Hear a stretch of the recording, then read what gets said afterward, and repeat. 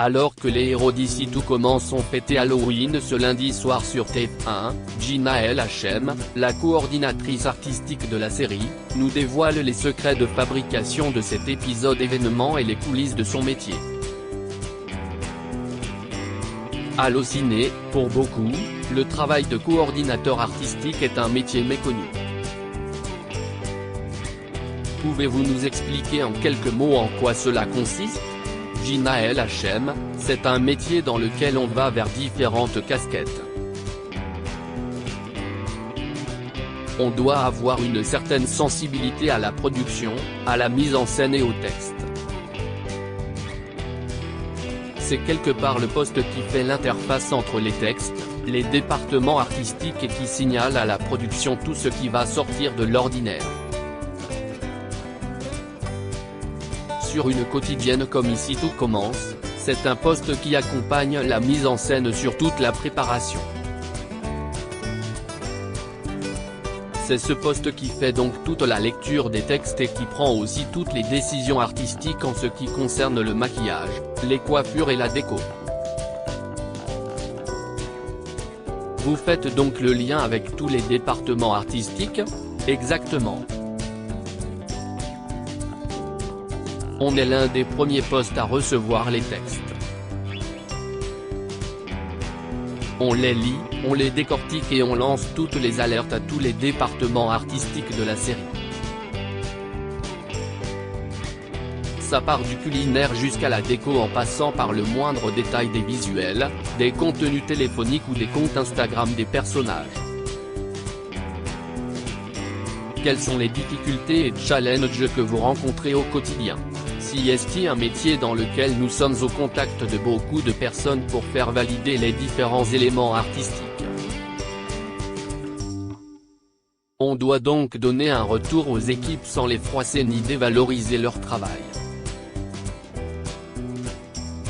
Il faut également être présent pour toute question d'urgence sur le plateau ou en prépa. Si un comédien a eu le Covid et qu'on change de décor, quelle est notre situation de repli ? Il faut être en mesure de répondre à de nombreuses problématiques et prendre des décisions rapidement. Quand vous recevez les scénarios, CIST donc vous qui imaginez tout ce qui concerne le visuel et la mise en scène. Tout part des textes. Je fais des mood boards et des débriefs artistiques avec nos deux productrices. CIST à partir de ce moment-là que je dispatche les informations aux différents chefs de poste. Je fais également le suivi des avancées des dossiers avec eux. Combien de personnes travaillent au sein de votre équipe ? Nous sommes 2. Églantine Sofiano, la productrice artistique d'Ici tout commence, travaille également avec nous. Mais nous sommes 2 à être présentes tout le temps sur site. En définitive, comment résumeriez-vous la préparation d'un épisode d'Ici tout commence ? Tout commence par les textes puis le débrief artistique. Ensuite, nous avons à nouveau la lecture des textes avec les réalisateurs et la transmission aux équipes. Après, il faut savoir que s'il y a-t-il quelque chose qui se passe sur une grande période de temps parce qu'entre la réception des premiers textes jusqu'aux dernières versions avant le tournage, il y a bien 2 mois de temps écoulé. Ce soir, TF1 a diffusé l'épisode d'Halloween d'Ici tout commence. Il me semble que c'est le premier Halloween de l'Institut. Était-ce important de marquer le coup cette année ? Bien sûr. Quand on travaille dans un département artistique, on attend toujours ces petits événements pour pouvoir un peu se démarquer. Surtout sur une quotidienne où le téléspectateur a souvent les mêmes décors et les mêmes personnages en face. Dans notre économie, on ne peut pas se permettre beaucoup de fantaisie avec la quantité de scènes à tourner par jour alors que sur un épisode comme Halloween on peut le faire. On peut rêver et faire rêver le public avec nous. Quel a été le plus grand défi à relever pour donner vie à cette ambiance Halloween dans l'univers de l'Institut Auguste Armand? Votre question est très intéressante puisque c'était justement tout l'enjeu, comment des élèves qui vivent dans un château peuvent être habillés et maquillés, et comment un restaurant de Ostende digne comme le Doubla peut être décoré. Je prends l'exemple de la première séquence qui a eu lieu au restaurant. On a voulu sortir de l'ambiance habituelle que les téléspectateurs peuvent connaître du Doubla. C'était la première fois que l'on mettait des nappes noires au lieu de nappes blanches. Pour rendre cet ensemble assez chic, nous sommes partis sur des compositions florales et de nature morte. On reste tout le temps dans des couleurs chaudes et sourdes sans être dans quelque chose de criard. Il y a une ambiance un peu gothique finalement. Est-ce que cela a été l'une de vos inspirations? Disons que oui. On a voulu créer un contraste avec ce lieu-là. Avec un mur végétal, on a voulu contraster pour que la déco ressorte le mieux possible à l'image. Combien de temps dure la préparation d'un épisode événement comme celui-là? Si est-il un peu plus long qu'habituellement parce qu'il y a des phases d'essai. Pour les costumes par exemple, ça commence par un dossier de référence.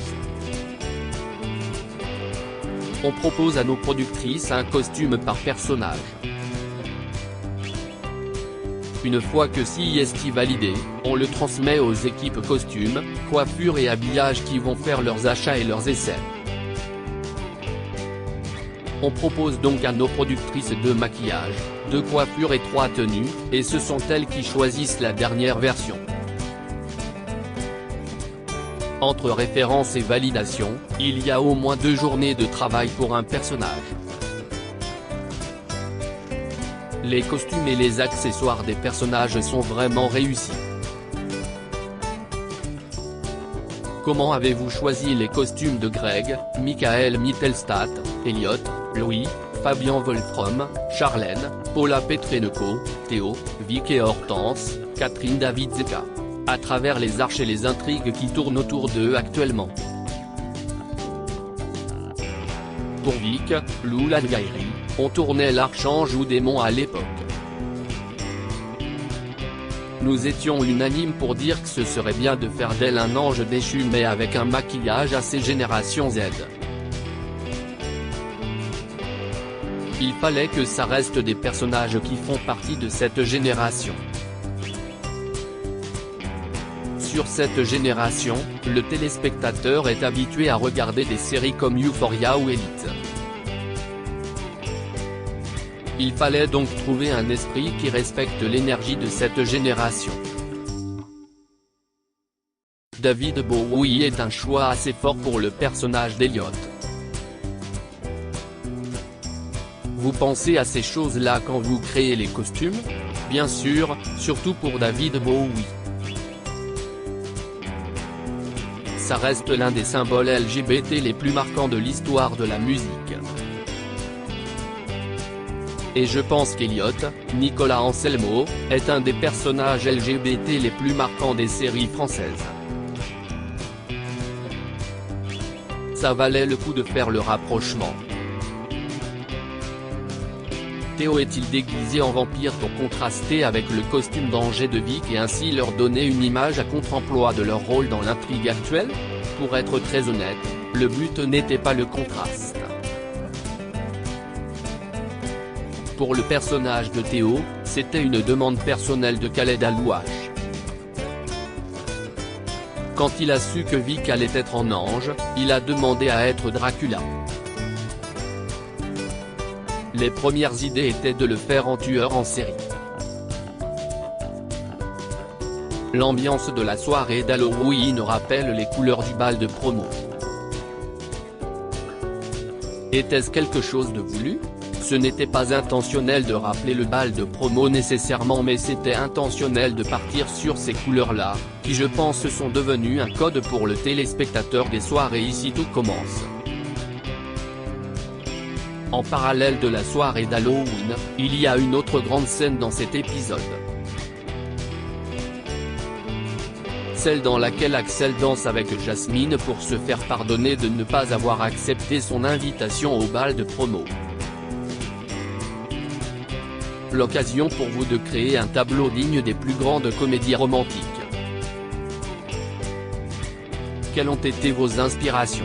En termes artistiques, c'était un petit hommage à ma génération et à la série Friends, plus particulièrement à la surprise que fait Monica Chandler dans la série.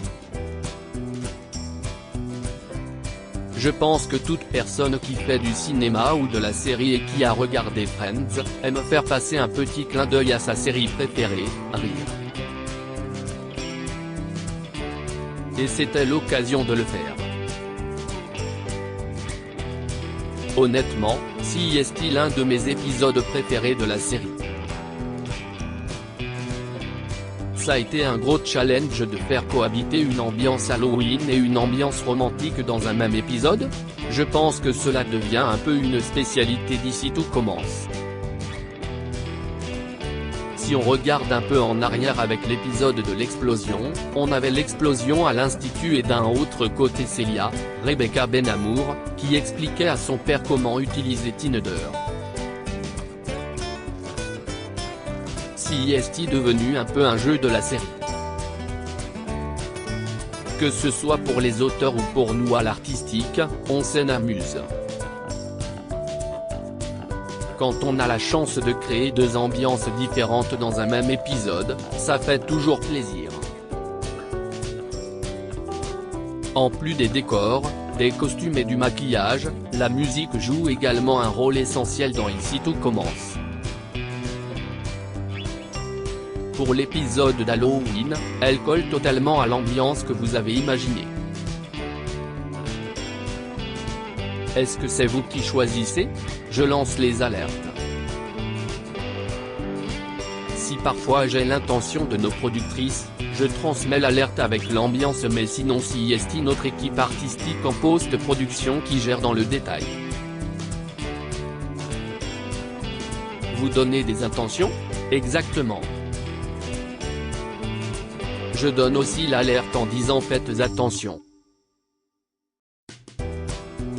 En parallèle de cette musique je vais avoir un slow. Donc j'indique sur quel type de musique on peut partir pour qu'elle soit complémentaire tout en donnant deux ambiances complètement différentes. Je mets des alertes plus dans ce sens que des directions plus directives. Les fêtes de fin d'année approchent et j'imagine que vous avez déjà planché sur les épisodes de Noël et du Nouvel An. À quoi peut-on s'attendre? Pour Noël, on se concentre plus sur les assiettes. CIST une fête où tout le monde souhaite se retrouver autour d'un bon pelant et partager de bons moments. Tous nos comédiens seront très bien préparés et très bien maquillés. On se fait plaisir au HMC et surtout en culinaire.